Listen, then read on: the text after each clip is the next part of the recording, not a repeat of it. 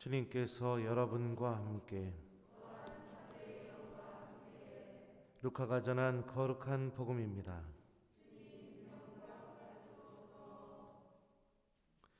예수님께서 어떤 곳에서 기도하고 계셨다. 그분께서 기도를 마치시자 제자들 가운데 어떤 사람이 주님, 요한이 자기 제자들에게 가르쳐 준 것처럼 저희에게도 기도하는 것을 가르쳐 주십시오 하고 말하였다. 예수님께서 그들에게 이르셨다. 너희는 기도할 때 이렇게 하여라. 아버지의 이름을 거룩히 드러내시며 아버지의 나라가 오게 하소서. 날마다 저희에게 일용할 양식을 주시고 저희에게 잘못한 모든 일을 저희도 용서하오니 저희 죄를 용서하시고 저희를 유혹에 빠지지 않게 하소서. 주님의 말씀입니다.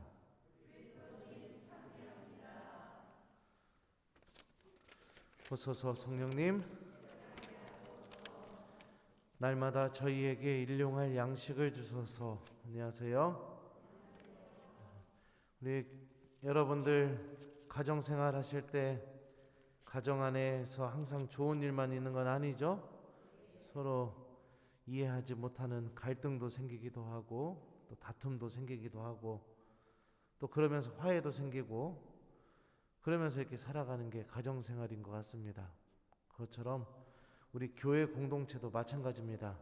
교회 안에는 언제나 갈등이 존재했었다는 거 오늘 일독서가 우리에게 알려주고 있습니다. 저도 제 동창 신부님들이 13명입니다. 저까지 포함해서. 근데 아주 각양각색입니다. 요즘에 담배를 제가 요즘 안 피고 있는데요. 동창 신부 한 명은 담배 안 핀다고 얘기했더니 그 뒤부터 매주 월요일 날 딱 한 번 저한테 문자 보냅니다. 너 담배 아직도 안 피냐? 이렇게요. 일주일에 한 번씩 꼬박꼬박. 그런 동창 신부님도 있고 또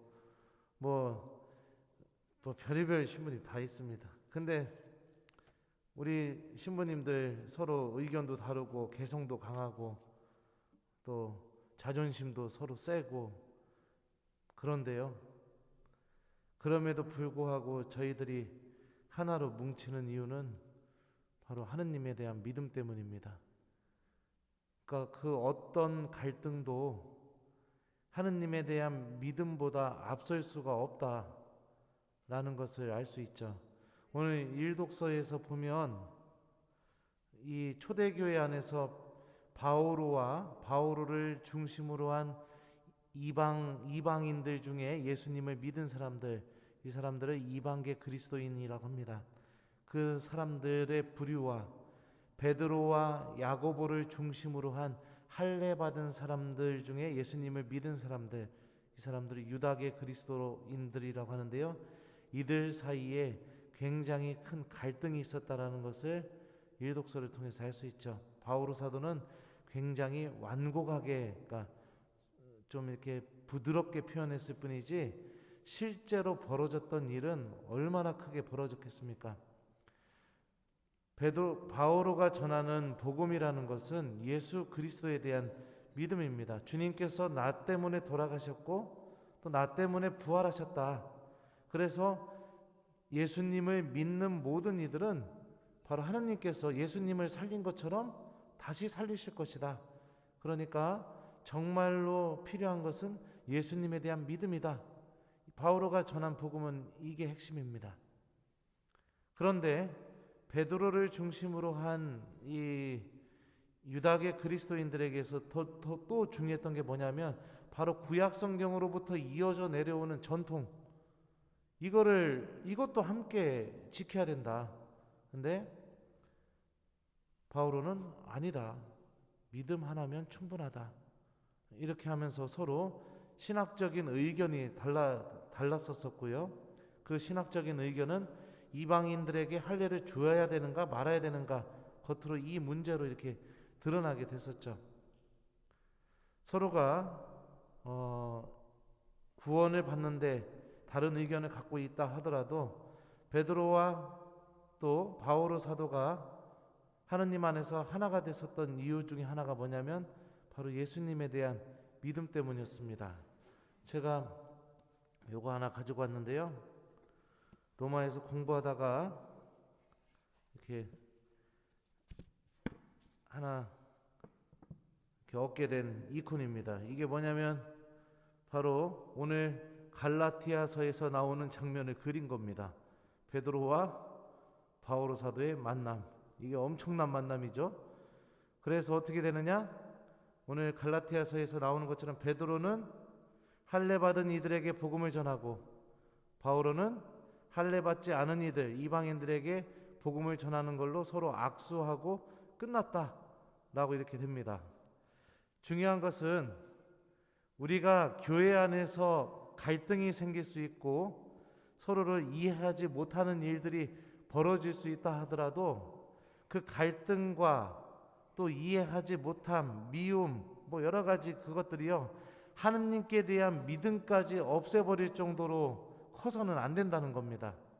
아무리 갈등이 심한다 하더라도 서로가 하느님께 대한 믿음 안에서 하나가 될 수 있어야 된다는 거죠. 만약에 내가 하느님께 대한 믿음까지 버리면서 그 갈등을 조장하거나 또 그 갈등 때문에 분노하고 있다면 그 갈등은 교회 공동체가 좀 더 복음적이고 좀 더 비판적으로 서로가 생각하고 판단해서 발전하기 위한 갈등이 아니라 하느님을 떠나게 만들어버리는 갈등, 곧 악에서 오는 갈등이라는 겁니다. 그러니까 우리 교우들 사이에서 여러 가지 일들이 벌어질 수 있습니다. 하지만 그 일 때문에 신앙까지 버리게 만들어버린다면 그 일 때문에 하느님께 대한 믿음까지 던져버리게 만든다면 아무리 그걸로 분노하고 소리 지른다 하더라도 그거는 정당하지 못하다는 거죠. 중요한 것은 우리가 이처럼 믿음 안에서 하나가 될 수 있는 것이 중요한 겁니다. 사도들 또한 의견이 달랐고 생각이 달랐고 또 하느님께 대한 믿는 방식이 서로 달랐습니다. 그럼에도 불구하고 그들은 오늘 일독서에서 비춰지는 것처럼 예수님 안에서 서로 하나가 될 수 있었습니다. 그리고 예수님 안에서 자신을 비판하는 목소리도 들을 수 있었고 예수님 안에서 우리가 서로 더 하나가 되기 위해 상대방을 향해서 정말로 필요한 말을 할 수도 있었죠. 오늘 복음 말씀에서 복음은요 예수님께서 우리에게 기도하는 방법인 주님의 기도를 알려줍니다. 주님의 기도 중에 오늘 특별히 문법적으로 좀 특이한 부분이 있습니다.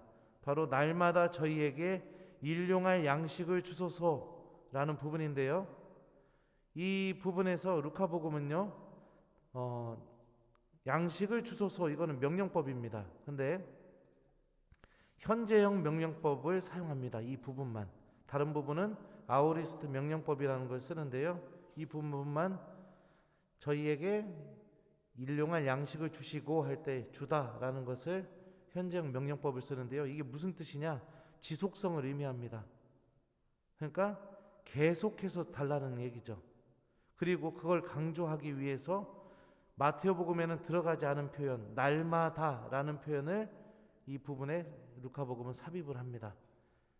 양식을 날마다 계속해서 매일매일 달라는 뜻입니다. 이게 무엇을 의미하겠습니까? 양식은 바로 우리 생명하고 직결되어 있죠. 그러니까 우리가 생명을 누리고 살아가는 게 하느님께서 주시는 것이라는 것을 이 주님의 기도 안에서 고백하고 있는 겁니다.